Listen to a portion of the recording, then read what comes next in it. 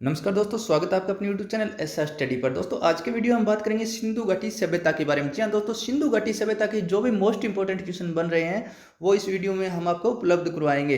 दोस्तों next video हम बात करेंगे वैदिक सभ्यता के बारे में। इस तरह से दोस्तों जो भी टॉपिक है सभी टॉपिक का अध्ययन आपको ऑब्जेक्टिव क्वेश्चन के माध्यम से करवाया जाएगा। तो दोस्तों ले चलते हैं आज के वीडियो पर, लेकिन वीडियो पर जाने से पहले आप हमारे चैनल पर नए तो चैनल को सब्सक्राइब जरूर कर दें और बेल आइकन को जरूर दबा दें ताकि आने वाले सभी वीडियो आप तक तुरंत पहुंच के और आपकी तैयारी अच्छे से चलती रहे। तो दोस्तों ले चलते हैं आज के मोस्ट इंपोर्टेंट क्वेश्चन पर।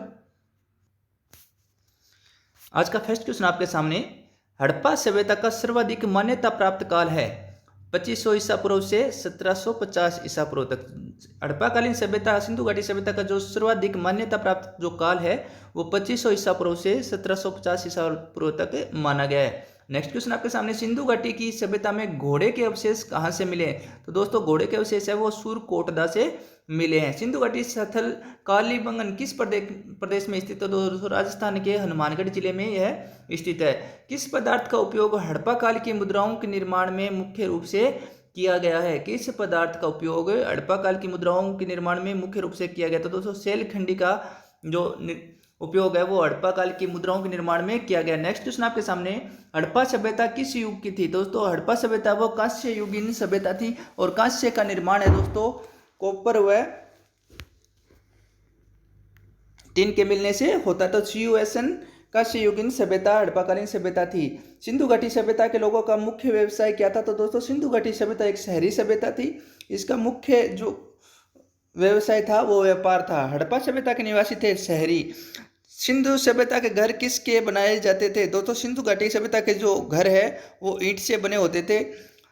हड़प्पावासी किस वस्तु के उत्पादन में सर्वप्रथम थे? दोस्तों हड़प्पावासी है वो कपास के उत्पादन में सर्वप्रथम थे। कपास को दोस्तों सीडन कहा जाता था। हड़प्पा सभ्यता का सर्वप्रथम खोजकर्ता कौन था? दोस्तों हड़प्पाकालीन जो सभ्यता है इसके सर्वप्रथम जो खोजकर्ता थे दयाराम साहनी थे। 1921 में इसकी खोज की थी। सिंधु सभ्यता का पंत नगर यानी बंदरगाह कौन सा था? तो दोस्तों लोथल में सिंधु घाटी सभ्यता का बंदरगाह था। पैमानों की खोज से यह सिद्ध कर दिया है कि सिंधु घाटी के लोग माप और तोल से परिचित थे। यह खोज कहाँ पर हुई है? तो दोस्तों यह खोज है वो लोथल से हुई है, पैमाने की खोज। मोहनजोदड़ो को किस एक अन्य नाम से भी जाना जाता है? दोस्तों मर्तकों का टीला। मोहनजोदड़ो को मर्तकों का टीले के नाम से भी जाना जाता है। नेक्स्ट क्वेश्चन आपके सामने, हड़प्पा सभ्यता का प्रचलित नाम है?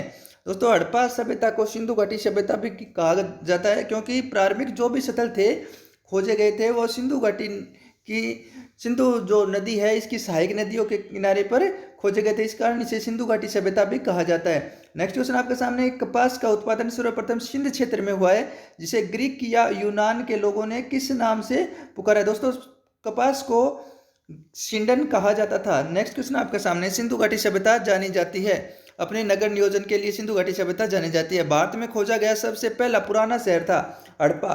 हड़प्पा की खोज दयाराम साहनी ने 1921 में की थी।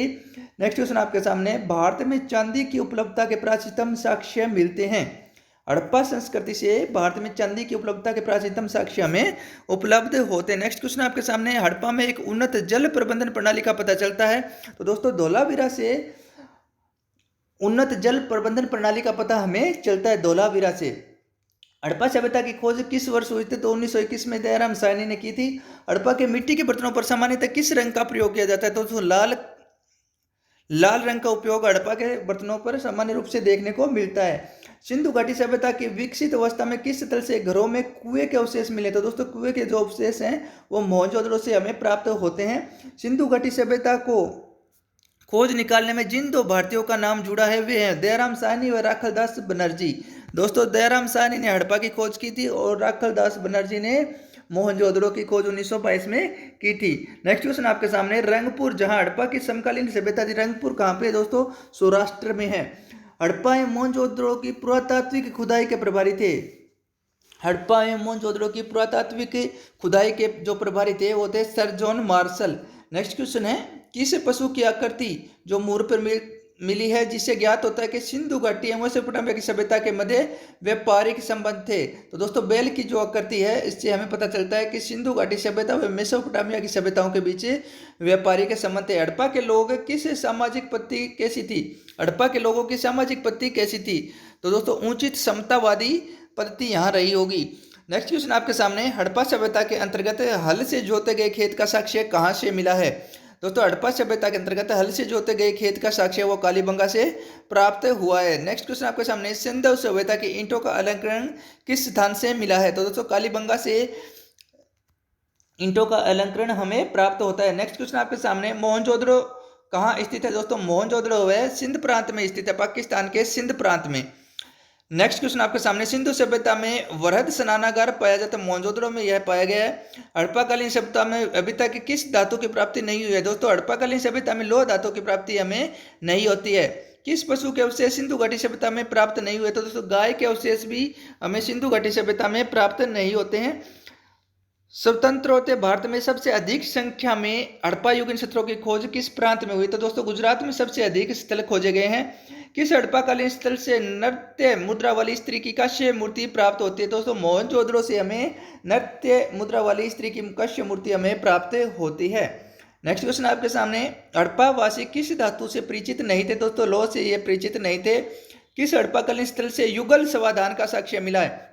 तो दोस्तों लोथल से हमें युगल समाधान का साक्ष्य भी मिलता है। मानव समाज विलक्षण है क्योंकि वह मुख्यतः आश्रित होता था संस्कृति पर। सिंधु सभ्यता संबंधित है। दोस्तों आदि ऐतिहासिक युग से सिंधु सभ्यता है वो संबंधित है क्योंकि इसकी लिपि अभी तक पढ़ी नहीं जा सकी है।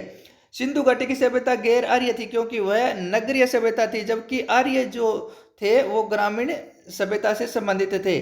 सिंधु घाटी सभ्यता को आर्यों से पूर्व की रखे जाने का महत्वपूर्ण कारक जो है वो है मर्तबांड।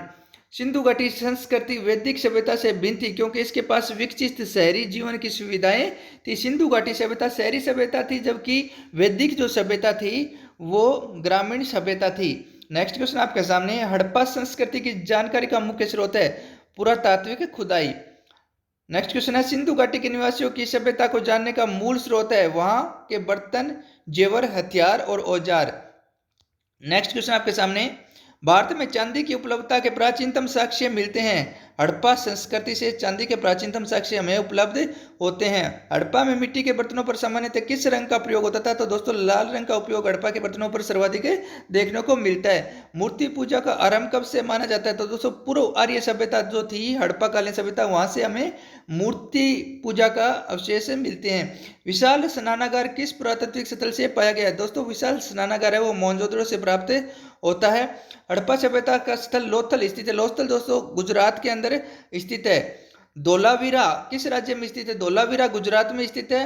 कौन सा हड़प्पा नगर 3 भागों में विभक्त था? तो धोलावीरा का जो उत्खनन है वो 3 भागों में किया गया है।